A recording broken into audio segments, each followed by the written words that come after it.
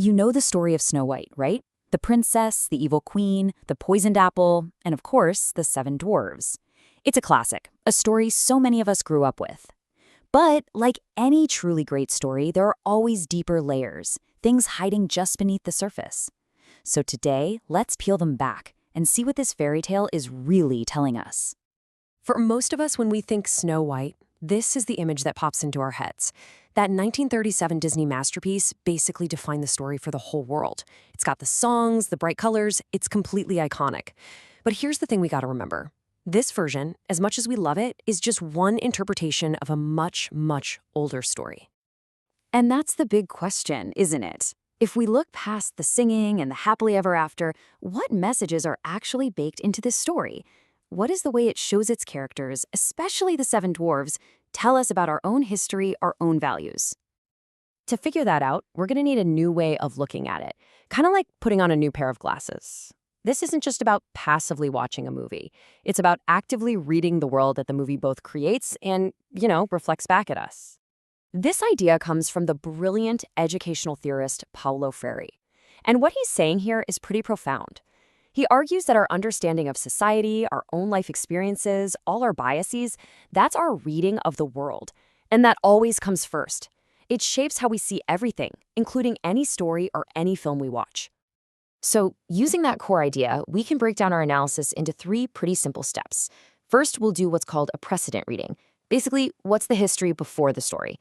Then, a posterior reading. We'll look at what the story itself is actually saying. And finally, a continuous reading, where we think about the story's ripple effect, its impact on our world today. All right, let's dive into that first step, the precedent reading, and let's focus on the dwarfs. Because long before Walt Disney ever drew a single frame, the whole idea of a dwarf had this long, really complicated history that was being pulled in 2 totally different directions. And this slide just lays out that conflict perfectly. On one side, you have the mythological dwarf. We're talking Norse legends here. These were powerful, deeply respected artisans, masters of their craft. They forged Thor's hammer. They were all about courage and strength. But then, on the other side, you have the circus dwarf. This is a figure from sideshows, totally marginalized and treated not as a person, but as an object of ridicule, something to be laughed at. And this image, well, it just perfectly captures that first version, right? In mythology and later in fantasy books, think Tolkien, dwarfs are these noble, fierce warriors. They're brilliant craftsmen defined by their honor and their loyalty. They're absolutely anything but a punchline. So, there you have it. 2 completely different paths to choose from. The powerful, respected myth, or the marginalized caricature. Which one do you think Disney chose to show to its massive global audience back in 1937? And that question brings us right to our second step, the posterior reading.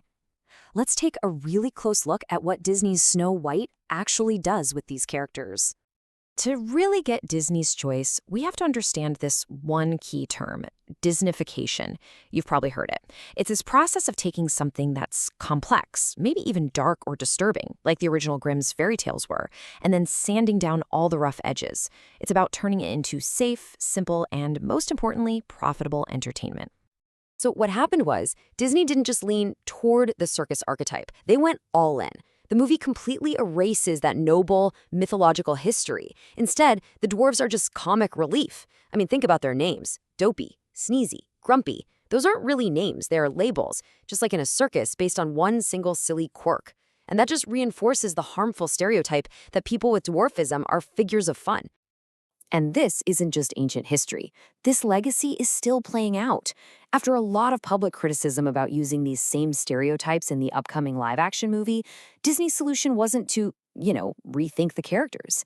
Instead, they decided they're going to use CGI to create the dwarfs.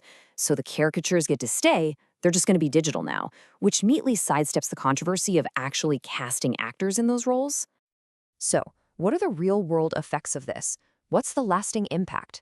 Well, that brings us to our final step, the continuous reading, the part that stretches beyond the movie screen and right into our world. Because this whole analysis, it doesn't just stop when the movie's over. A continuous reading means we take what we've learned and we carry it with us. It's about seeing how these kinds of portrayals actually shape perceptions in the real world and really starting to question the messages we're fed, long after the credits have rolled. And this, right here, is the ultimate point. For Paulo Freire, doing this kind of critical reading isn't just some homework assignment. The whole goal is to move from just understanding the world to actually trying to change it.